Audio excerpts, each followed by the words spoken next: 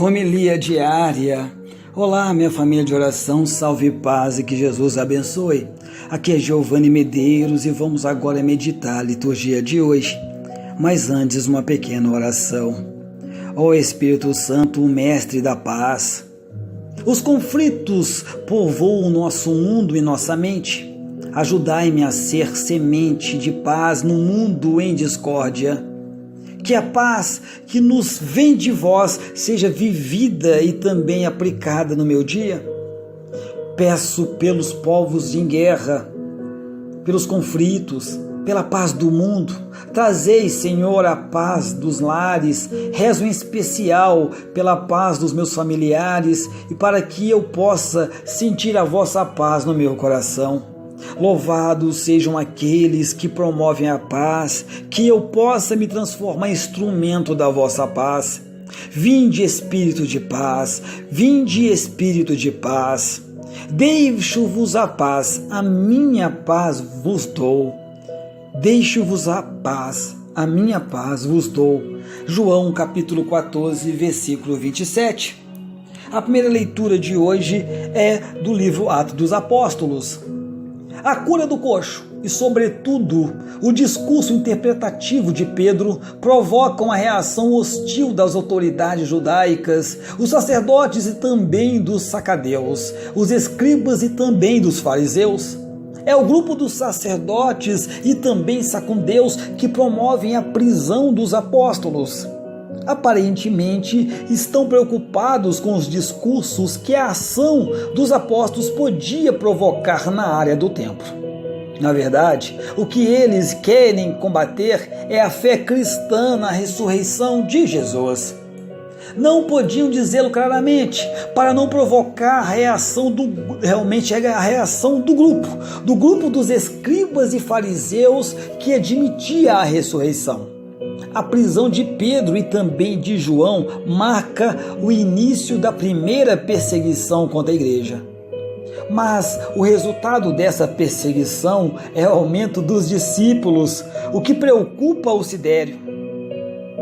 Reunidas semanas antes para julgar Jesus, cuja mensagem lhes parecia uma ameaça ao seu poder. Mas a morte de Jesus não encerrou o caso. Os seus discípulos, assumindo a função de mestres que lhes estavam reservada, continuam a fazer realmente prosélios e anunciar a ressurreição dos mortos. A influência e o poder dos sacerdotes e também dos sacudeus continuava sob ameaça. Por isso, voltam a reunir o Sinédrio. É notável a audácia, a parresia com que Pedro, repleto do Espírito Santo, denuncia no meio do Sinédrio o crime perpetrado pelos chefes do povo e anuncia a ressurreição de Jesus. E foi realmente em nome de Jesus que o coxo foi curado, porque só nele há salvação. No Evangelho de hoje de João, a cena descrita por João acontece nas margens do lago de Tiberíades. Um grupo de pescadores galileus, discípulos de Jesus, depois do fracasso da faina noturna, consegue uma pesca abundante quando lançam as redes para o lado indicado pelo desconhecido que lhes fala lá na praia. Depois de Jesus, Pedro é o discípulo que Jesus amava. São os protagonistas realmente dessa cena. Pedro é o mais esforçado na pesca, o outro discípulo é o primeiro a reconhecer Jesus. João narra depois a refeição dos discípulos com o Senhor ressuscitado. Espontaneamente, somos levados a pensar na Eucaristia, que as comunidades cristãs celebram com absoluta convicção na presença do Senhor. O texto descreve de forma simbólica a missão da igreja primitiva e o retrato das comunidades que permanecem estéreis quando estão privados de Cristo, mas que os tornam fecundas quando obedecem a sua palavra e vivem da sua presença. Depois da pesca, Jesus convida os discípulos para uma refeição por ele mesmo preparada. Vinde almoçar, está no versículo 12. Nesta refeição, figura da Eucaristia, Jesus ressuscitado oferece Ele mesmo de comer. A sua misteriosa presença provoca nos discípulos aquela espécie de calafrio típico das teofanias. A conclusão do evangelista é o convite à comunidade eclesial de todos os tempos e que encontre o sentido da sua vocação, centrando-se em Jesus como o Senhor da vida, porque é na dupla mesa da palavra e da Eucaristia que a Igreja torna frutuosa a sua ação no meio dos homens. Meditação. A liturgia faz-nos hoje escutar o sugestivo texto de São João, bem enquadrado no tempo pascual e na primavera que estamos a viver. Os apóstolos voltados ao lago, nas margens do qual viveram belos momentos com Jesus. A presença visível do Mestre já não é contínua.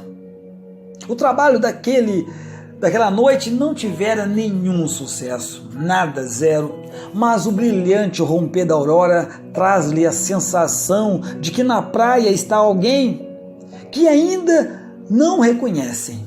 A pesca milagrosa abre-lhes os olhos do coração e também da fé. A refeição preparada por Cristo é tomada com Ele na praia, dispõe-lhes a comer na nova forma de presença do Senhor, uma presença agora misteriosa, uma presença agora universal, onde se juntam os irmãos e celebram a Eucaristia. Aí está o Senhor. Depois da ressurreição, Ele não se apresenta apenas na glória visível e externa. Por isso, há que procurá-lo na sua glória divina, que não é externa. Há de procurá-lo, irmãos, reunidos em seu nome, mas também nos pobres, nos humildes, nos carenciados. É neles que havemos de reconhecer a sua glória misteriosa e o seu poder que faz maravilhas precisarem com os humildes e também com os simples. Pedro está agora certo de que Jesus é o único Salvador e toda a igreja vive dessa certeza que a torna forte, corajosa, alegre, missionária e irresistível, como se verifica logo nos seus primeiros tempos, descritos nos Atos dos Apóstolos. Está lá, Atos dos Apóstolos 4, versículo 1 a 12 seguintes. Os tempos em que vivemos veem com desconfiança toda e qualquer forma de integralismo. Acha-se importante respeitar as consciências, promover o diálogo interreligioso e também a paz.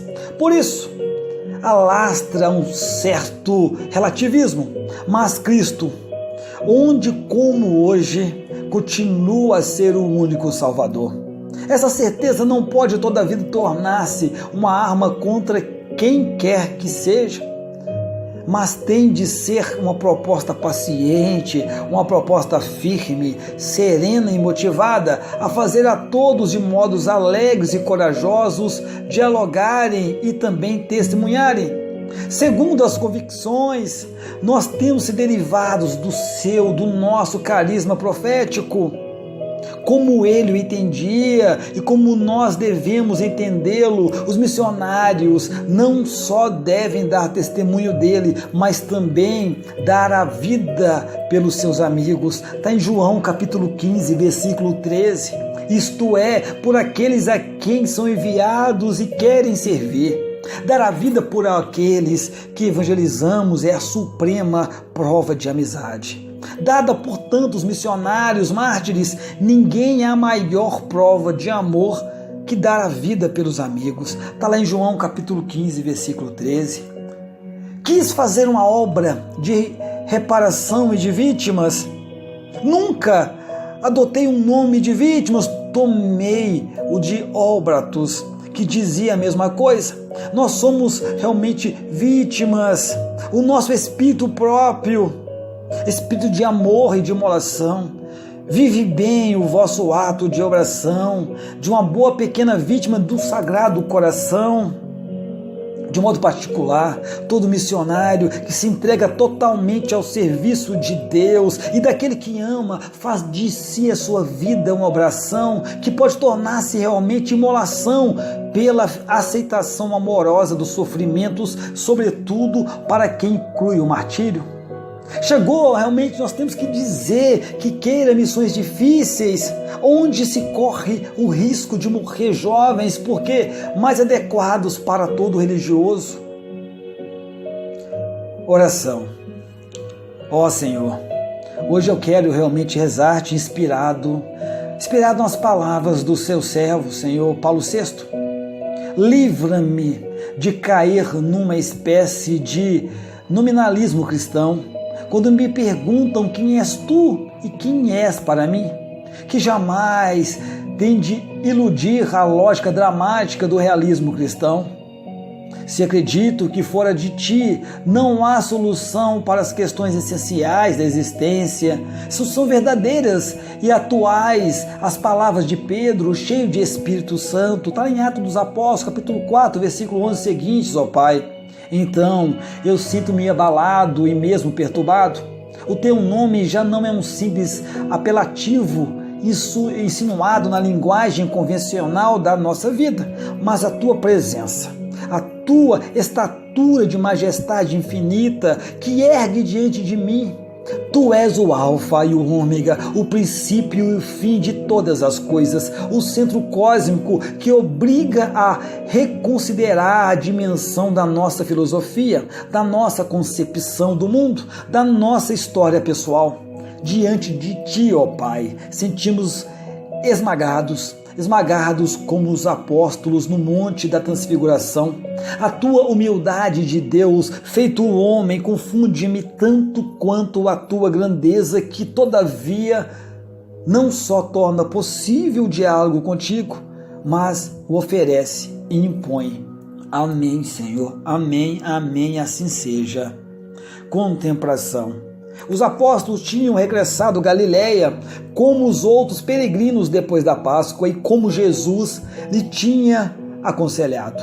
Os que eram pescadores tinham ido à pesca lá no lago de Tiberíades. Pedro tinha dito: vou à pesca. Os outros tinham respondido: vamos contigo. E durante toda a noite não apanharam nada. De manhã, Jesus apareceu na margem, sem que reconhecessem. Rapazes, gritou-lhes: rapazes, tendes alguma coisa para comer? Não, disseram, não, nada. Jesus retomou: lançai a rede à direita e conseguireis. Lançaram e ela encheu-se de peixe. João grita: é o Senhor.